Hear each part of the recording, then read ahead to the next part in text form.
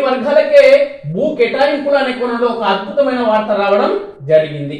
Court చెప్తుంది కొన్ని వర్గాలకే, ఈ సమాజంలో ఉన్నటువంటి కొన్ని వర్గాలకే ఎందుకు మీరు భూమి ఇస్తున్నారు, ఎందుకు భూమి కేటాయిస్తున్నారు అనే కోణంలో కోర్టు ఒక అద్భుతమైన తీర్పు ఇవ్వడం జరిగింది. ఇది రాజ్యాంగ వ్యతిరేకము.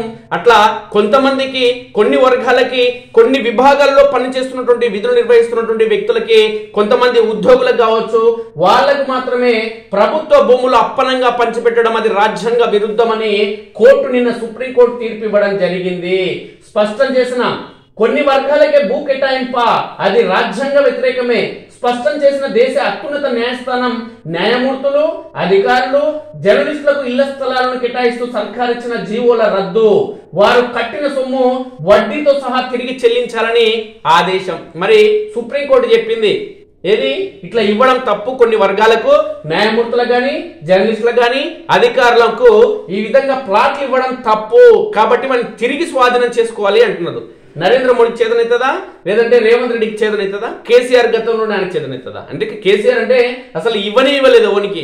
ఎవరైతే అలా అనుచరులు, ఎవరైతే వాళ్ళ కులానికి, ఎవరైతే వాళ్ళ పార్టీ నాయకులు ఉన్నారో వాళ్ళకి 100,000 ఎకరాలు పంచిపెట్టింది, కానీ సమాజంలో ఇలాంటి పనిచేసే వాళ్ళకు కూడా ఆయన ఇవ్వలేదు. కానీ ఇక్కడ జరుగుతుంది ఏంటి, సుప్రీంకోర్టు ఒకటి చెప్పింది, వీళ్ళకి ఇవ్వడము రాజ్యాంగ విరుద్ధం, రాజ్యాంగ వ్యతిరేకం అంటున్నది. కానీ ఈ సమాజంలో జర్నలిస్టులుగా పనిచేస్తున్న వ్యక్తులకి ఈ యాజమాన్యాలు ఏవైతే ఉన్నాయో వీటి ఖచ్చితంగా వాళ్ళకి నెల నెల జీతాలు ఇచ్చేలా, ఖచ్చితంగా ఇచ్చేలా ఇదే సుప్రీంకోర్టు ఆదేశాలు జారీ చెయ్యాలి. మీరు ఎందుకు జారీ చేస్తలేరు చెప్పండి? అంటే ఈ యాజమాన్యాలకు, జర్నలిస్టులకు సంబంధించిన యాజమాన్యాలకు, ఈ టీవీలకు సంబంధించి, మీడియాకు సంబంధించిన యాజమాన్యాలకు ఎందుకు మరి ఈ రాష్ట్ర ప్రభుత్వంలోని హైకోర్టు కానీ, కేంద్రంలోని లేదంటే కేంద్ర స్థాయిలో, జాతీయ స్థాయిలో ఉన్నటువంటి సుప్రీంకోర్టు ఎందుకు ఆ ఆదేశాలు జారీ చేయడం లేదు? స్ట్రిక్ట్ గా 100,000 లక్షల కోట్ల రూపాయలు రాజకీయ పార్టీల నాయకుల కంటే ఎక్కువ, రియల్ ఎస్టేట్ వ్యాపారుల కంటే ఎక్కువ, లేదంటే ఆయా సంఘాల కంటే నాయకుల కంటే ఎక్కువ, లేదంటే స్కాములు చేసే అక్రమార్కుల కంటే ఎక్కువ ఈ రోజు మీడియా సంపాదించడం జరుగుతుంది. అది అడ్వర్టైజ్మెంట్ల రూపంలో కావచ్చు, లేదంటే ఆయా రాజకీయ పార్టీలు చేసేటువంటి తప్పులు బయటపడిన వాటిని కప్పిపుచ్చేందుకు 100,000 కోట్ల రూపాయలు ఈ మీడియా సంస్థలు డబ్బులు దండుకుంటున్నాయి. కానీ యాజమాన్యాలు మాత్రం 100,000 కోట్లు సంపాదిస్తున్నాయి. ఏవైతే రాజకీయ పార్టీలు కనుక, ఏవైతే జిల్లా కేంద్రాల్లో, ఆయా రాష్ట్ర స్థాయిలో ఒక ప్రధానమైన కార్యాలయాలు, ఆయా పార్టీల కాంగ్రెస్ కావచ్చు, బీజేపీ కావచ్చు, టీఆర్ఎస్ కావచ్చు, అదేవిధంగా జిల్లా స్థాయిలో కూడా జిల్లా కార్యాలయాలను ఏర్పాటు చేసుకోవడం జరుగుతుంది అన్ని పార్టీలు. అదేవిధంగా మండల స్థాయిలో, గ్రామ స్థాయిలో కూడా పార్టీ కార్యాలయాలను ఏర్పాటు చేసుకోవడం జరుగుతుంది. ఈ ఏవైతే రాజకీయ నాయకులు కావచ్చు, రియల్ ఎస్టేట్ వ్యాపారులు కావచ్చు, లేదంటే పెద్ద పెద్ద భూస్వాములు కావచ్చు, వ్యాపారస్తులు కావచ్చు, ఏ విధంగా అయితే ఇష్టారీతిగా ఫామ్ హౌస్లు, సొంత భవనాలు, కార్యాలయాలను ఏర్పాటు చేసుకోవడం జరుగుతుందో, అదే విధంగా ఈ పేపర్లకు సంబంధించిన, టీవీలకు సంబంధించిన యాజమాన్యాలు కూడా 100,000 లక్షల కోట్ల రూపాయలు వెచ్చించే భవంతులు, ఫామ్ హౌస్లు ప్రతి జిల్లా కేంద్రంలో ఒక వాళ్ళకి సంబంధించిన కార్యాలయాలను ఏర్పాటు చేసుకోవడం జరుగుతుంది, జిల్లా యూనిట్లను ఏర్పాటు చేసుకోవడం జరుగుతుంది. కానీ అందులో పనిచేసి వార్తా సేకరణ చేసేటువంటి జిల్లా స్థాయి, మండల స్థాయి, నియోజకవర్గ స్థాయి జర్నలిస్టులకు మాత్రం జీతాలు ఇవ్వడం లేదు. ఎవరైతే ఇప్పుడు జర్నలిస్టులకు ఇంటి స్థలాలు ఇవ్వడం చట్ట విరుద్ధమని ఎప్పుడైతే సుప్రీంకోర్టు చెప్పిందో, అదే విధంగా జర్నలిస్టులుగా పనిచేస్తున్న వాళ్ళకి ఖచ్చితంగా జీతాలు ఇవ్వాలనే ఆదేశాలు కూడా సుప్రీంకోర్టు ఇవ్వాల్సిన బాధ్యత సుప్రీంకోర్టు న్యాయమూర్తుల పైన, ప్రధాన న్యాయమూర్తి పైన, ఆ సుప్రీంకోర్టు పైన ఉందనే విషయాన్ని ఖచ్చితంగా మీరు గుర్తెరగాలి. అసలు ఏంటనేది ఒకసారి చూద్దాం. తెలంగాణలో ప్రజాప్రతినిధులు, అఖిల భారత సర్వీసు, భారత ప్రభుత్వ అధికారులు, రాజ్యాంగ కోర్టుల న్యాయమూర్తులు జర్నలిస్టులను ప్రత్యేక వర్గంగా భావిస్తూ ఇళ్ల స్థలాల కోసం భూమి కేటాయించడాన్ని సుప్రీంకోర్టు తప్పుపట్టింది. ఈ వర్గీకరణకు వీలు కల్పించిన 2005 నాటి జీవో 243, 244లోనే కాక భూమి కేటాయించేందుకు 2008లో జారీ చేసిన జీవోలు 419, 420, 422 నుంచి 425 కూడా రద్దు చేసింది. ఈ మేరకు సుప్రీంకోర్టు ప్రధాన న్యాయమూర్తి జస్టిస్ సంజీవ్ ఖన్నా, జస్టిస్ దీపాకర్ దత్తాలతో కూడిన ధర్మాసనం సోమవారం అంతిమ తీర్పు వెలువరించింది. రాజ్యాంగంలోని 14వ అధికరణ కింద సమానత్వ హక్కును ఈ కేటాయింపులు ఉల్లంఘించాయని కోర్టు అభిప్రాయపడింది. ఈ తీర్పు నేపథ్యంలో భూమి కేటాయింపుల కోసం ఏర్పడిన సహకార సంఘాలు వాటి సభ్యులకు స్టాంపు డ్యూటీ, రిజిస్ట్రేషన్ రుసుము సహా డిపాజిట్ చేసిన మొత్తం డబ్బును తిరిగి చెల్లించాలని చెల్లించాలని కోర్టు ఆదేశించింది. ఈ మొత్తంపై ఏ మేరకు వడ్డీ చెల్లించాలో తెలంగాణ ప్రభుత్వం నిర్ణయించాలని, అయితే ఈ మొత్తం ఎప్పటికప్పుడు రిజర్వ్ బ్యాంకు నిర్ణయించే వడ్డీ రేట్లకు మించరాదని తేల్చింది. సహకార సంఘాలు వాటి సభ్యులతో తెలంగాణ ప్రభుత్వం కుదుర్చుకున్న లీజు ఒప్పందాలు కూడా రద్దయినట్లేనని ప్రకటించింది. సహకార సంఘాలు సభ్యులు చెల్లించిన డెవలప్మెంట్ ఛార్జీలు ఖర్చులను కూడా ఆదాయ పన్ను రిటర్నుల్లో సర్టిఫై చేసిన తర్వాత తిరిగి చెల్లించాలని తమ తీర్పులో పేర్కొన్న అంశాలకు అనుగుణంగా తెలంగాణ ప్రభుత్వం తాము వెనక్కి తీసుకున్న భూమిని ఏమి చేయాలో నిర్ణయించుకోవాలని సుప్రీంకోర్టు నిర్దేశించింది. భూ కేటాయింపులకు సంబంధించి తెలంగాణ ప్రభుత్వం సహకార సంఘాలు వాటి సభ్యులు దాఖలు చేసుకున్న అన్ని పిటిషన్లు సుప్రీంకోర్టు తోసిపుచ్చింది. గ్రేటర్ హైదరాబాద్ మున్సిపల్ కార్పొరేషన్ పరిధిలో వివిధ వర్గాలకు చెందిన వారికి భూ కేటాయింపులపై కొన్ని విధి విధానాలను నిర్ణయిస్తూ 2010లో ఏపీ హైకోర్టు ఇచ్చిన తీర్పును సవాలు చేస్తూ వివిధ వర్గాలు దాఖలు చేసిన పిటిషన్లపై సుప్రీంకోర్టు ఈ అంతిమ తీర్పు వెలువరించింది. ఇది వివక్షే. తెలంగాణలో ప్రజావనరులను పంపిణీ చేయడంలో ప్రభుత్వ దాతృత్వ వైఖరిని వివక్షగా సుప్రీంకోర్టు అభివర్ణించింది. ఇది పౌరులు వారి హక్కులు ప్రజాస్వామ్య పనితీరుపై చెప్పుకోదగిన ప్రభావం చూపుతుందని వ్యాఖ్యానించింది.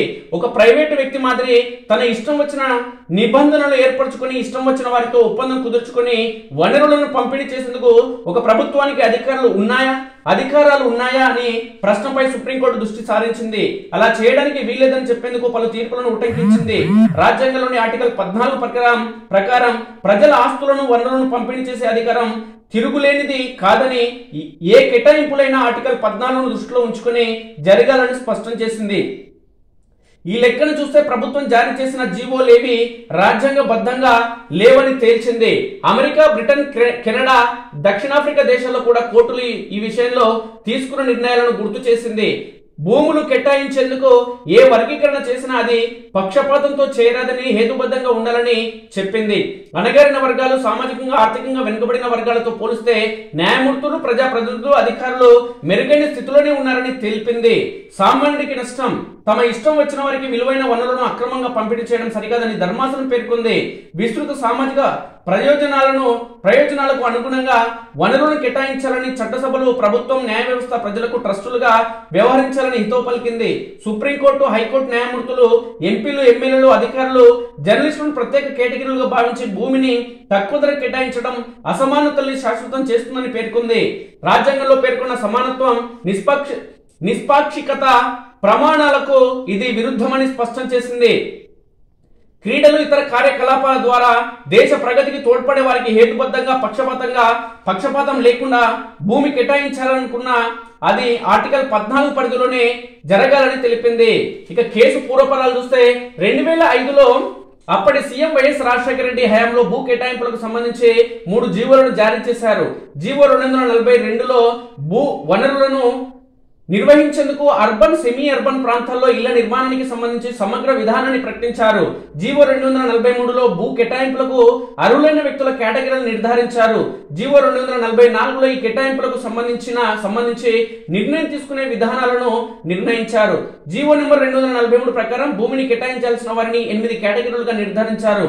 వారిలో ఎమ్మెల్యేలు, ఎంపీలు, సుప్రీంకోర్టు, హైకోర్టు న్యాయమూర్తులు, అఖిల భారత సర్వీసు అధికారులు.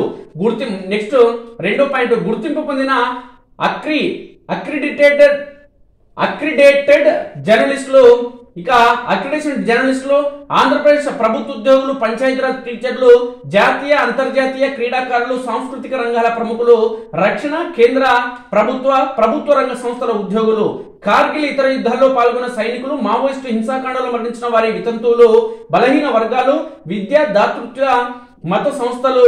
ఈ 8 కేటగిరీల వారిలో మొదటి 4 వర్గాల వారికి భూమి కనీస విలువ ప్రకారం కేటాయించాలని, 5, 8 కేటగిరీల వారికి మార్కెట్ విలువ ప్రకారం భూమి కేటాయించాలని, 6వ కేటగిరీకి ఉచితంగా భూమి కేటాయించాలని, 8వ కేటగిరీ విషయంలో ప్రభుత్వం తన విధాన ప్రకారం వ్యవహరించాలని జీవో తెలిపింది.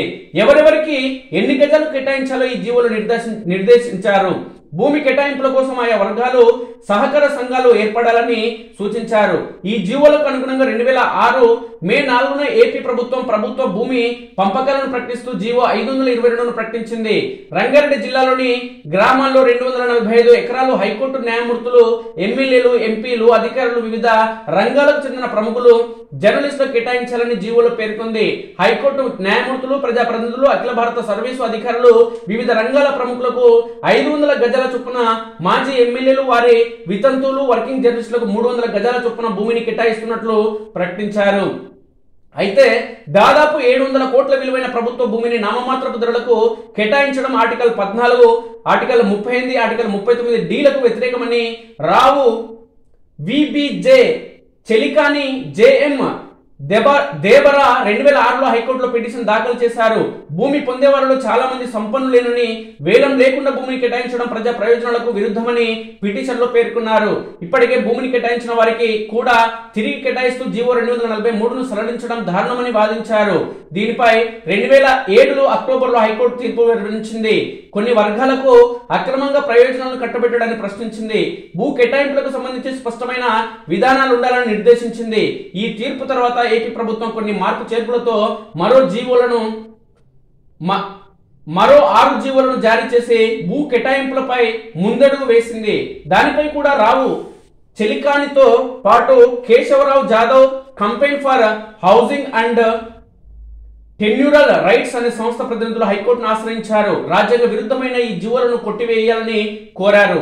హైకోర్టు ఆ జీవోలను కొట్టివేసి గతంలో ఇచ్చిన తీర్పునకు అనుగుణంగా మళ్ళీ తాజా కేటాయింపులు జరపాలని ఆదేశించడం జరిగింది. అంటే మొత్తానికి చూస్తే ఎవరైతే జర్నలిస్టులుగా చెప్పుకునే నాయకులు ఉన్నారో, జర్నలిస్టు సంఘం నేతలు రాష్ట్ర స్థాయిలో ఉండే హైదరాబాద్ లో ఏసీ గదుల్లో కూర్చొని ఉంటారో, కేవలం వాళ్ళు గ్రామీణ స్థాయిలో ఎండా వాన అనక చూడకుండా ఇక్కడ ఎవరైతే సమాచారాన్ని సేకరించి రాష్ట్ర రాజధాని హైదరాబాద్ పంపడం జరుగుతుందో వీళ్ళకి కనీసం బస్ పాస్లు ఇచ్చేందుకు కూడా ఈ దౌర్భాగ్యులు సుముఖంగా లేరు.